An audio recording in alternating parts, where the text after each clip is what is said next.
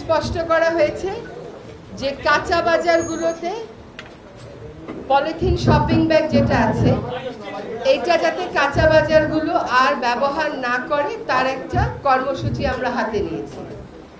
এটা নতুন করে নিষেধ করার কিছু নেই, এটা আগে থেকেই নিষেধ করা আছে, 2002 সালের আইন থেকে নিষেধ করা আছে। এখন আপনারা যারা আমার বয়সী তারা জানেন যে 2004 থেকে 6 সাল পর্যন্ত বেশ সফলভাবেই পলিথিন প্লাস্টিক ব্যাগের ব্যবহারটা এবং উৎপাদনটা নিয়ন্ত্রণ করা হয়েছিল। তারপরে আসলে নিয়ন্ত্রণ বলতে বিভিন্ন পলিথিন উৎপাদনকারী জায়গাতে গিয়ে অভিযান চালানো হয়েছে, কিন্তু মার্কেটে আর কখনো অভিযান চালানো হয় নাই। ফলে মার্কেটগুলো দেদারসে পলিথিন এনেছে এবং পলিথিন ব্যাগে দিয়েছে। এখন প্রশ্ন হলো যে পলিথিন ব্যাগগুলো কালেক্ট করে এক জায়গায় ফেলে রিসাইকেল করা যায় কিনা। যায়, কিন্তু সেটা আসলে সন্তোষজনক কিছু না। কারণ পলিথিন ব্যাগ থেকে বা পলিথিনের অন্যান্য সামগ্রী থেকে মানুষের রক্তে, মানুষের ব্রেইনে, মানুষের লিভারে, মায়ের প্লাসেন্টায় এখন পলিথিনের অস্তিত্ব পাওয়া যাচ্ছে। বাংলাদেশে পলিথিন দিয়ে মোড়ক করার কারণে লবণের মধ্যে মাইক্রোপ্লাস্টিক পাওয়া যাচ্ছে। আমাদের অনেক কটা নদীর মাছের মধ্যে মাইক্রোপ্লাস্টিক পাওয়া যাচ্ছে। কাজে প্লাস্টিকটা ব্যবহার করাটাই আসলে একটা ক্ষতিকারক বিষয়। সুতরাং এটাকে কালেক্ট করে রিসাইক্লিং হচ্ছে পরের ধাপ, যেখানে আপনার আর কোনো বিকল্প থাকবে না তখনকার বিষয়। আর রিসাইক্লিং আমাদের দেশে হচ্ছে না তা না, হচ্ছে, কিন্তু সেটা খুবই প্রাথমিক পর্যায়ের। সেটা উন্নত বিশ্বের একটা প্লাস্টিক প্যাকেট থেকে কেমিক্যাল সরানো, কেমিক্যাল ম্যানেজমেন্ট আলাদা করে করা, এইরকম কিন্তু হচ্ছে না। কোনো রকমে গিয়ে কেটে একটা তাপ দিয়ে গলিয়ে আবার নতুন করে বানানো হচ্ছে। এটাকে রিসাইক্লিং শিল্প হিসেবে বলা যাচ্ছে না। সেজন্য আমরা এটা সকল প্লাস্টিকের বিরুদ্ধে উদ্যোগ না, এটা আপাতত হচ্ছে শুধুমাত্র আইনে নিষিদ্ধ প্লাস্টিক, যেটা হচ্ছে পলিথিন ব্যাগ এবং প্রোপাইলিং ব্যাগ, সেটার উপরে আমাদের কার্যক্রম। আগামী 1 তারিখ থেকে 1 অক্টোবর থেকে আমরা ঢাকা কেন্দ্রিক শুরু করছি। কারণ কাজ করতে গিয়ে আমাদের কোথাও ভুল হতে পারে, কোথাও গ্যাপ থাকতে পারে, সেটা আমরা বুঝে নেব।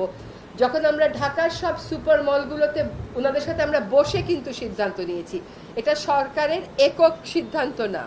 ওনারা সকলে সম্মত হয়েছেন যে 1 অক্টোবর থেকে কোনো সুপার শপিং মলে, চেইন যেগুলোকে আমরা বলি, সেগুলোতে ওনারা আর পলিথিন ব্যাগ ব্যবহার করবেন না, প্রোপাইলিন ব্যাগ ব্যবহার করবেন না।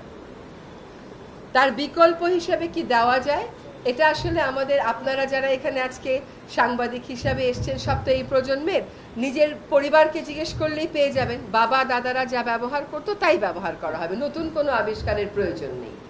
তো বিকল্প যাতে ওনারা পান, সেজন্য বাংলাদেশ জুট মিলস অ্যাসোসিয়েশন ছাড়াও আরও মোট 20টি প্রতিষ্ঠানের তালিকা করা হয়েছে। এই 20টি প্রতিষ্ঠান আগামী 29 তারিখে ডিপার্টমেন্ট অফ এনভায়রনমেন্টে, পরিবেশ অধিদপ্তরে একটা মেলা করবে তাদের পণ্য নিয়ে।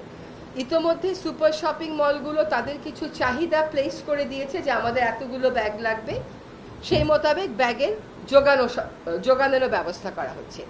সুপার শপিং মলগুলোর পাশাপাশি আমরা 1 নভেম্বর থেকে কাঁচা বাজারগুলোতেও আমাদের কার্যক্রম, তখন কিন্তু এনফোর্সমেন্ট কার্যক্রম হবে, আজকের মতন আর আলাপ আলোচনার কার্যক্রম হবে না। হ্যাঁ, ওই কাজগুলো শুরু করব। এবং ওনারাও আমাদেরকে কথা দিয়েছেন, দোকান মালিক সমিতির সাথে আমাদের মিটিং হয়েছে, দোকান মালিক সমিতি আমাদেরকে কথা দিয়েছে যে ওনাদের 1 মাস সময় লাগবে। সুপার শপিং মল 1 অক্টোবর থেকে শুরু করবে, ওনারা 1 নভেম্বর থেকে শুরু করতে চান। তো সেইটারই একটা অংশ হিসাবে আমরা আজকে এখানে এসেছি। এই মার্কেটে 311টি দোকানের মধ্যে 10টি দোকান কেবল পলিথিন ব্যাগ এবং পলিথিন অন্যান্য সামগ্রী সরবরাহ করে।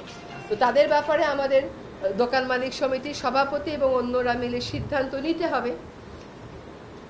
তো ছোট করে বলতে গেলে হচ্ছে 1 অক্টোবর থেকে দেশে বিদ্যমান যে নিষেধাজ্ঞা আছে পলিথিন এবং প্রোপাইলিন ব্যাগের ভিতরে, সেটা আমরা সুপার শপিং মলগুলোতে প্রয়োগ করতে যাচ্ছি। 1 নভেম্বর থেকে আমরা কাঁচা বাজারে প্রয়োগ করতে যাচ্ছি। একই সাথে 1 নভেম্বর থেকে পলিথিন যারা উৎপাদন করেন সেখানেও আমরা জোরে আমাদের অভিযোগগুলো পরিচালনা শুরু করি।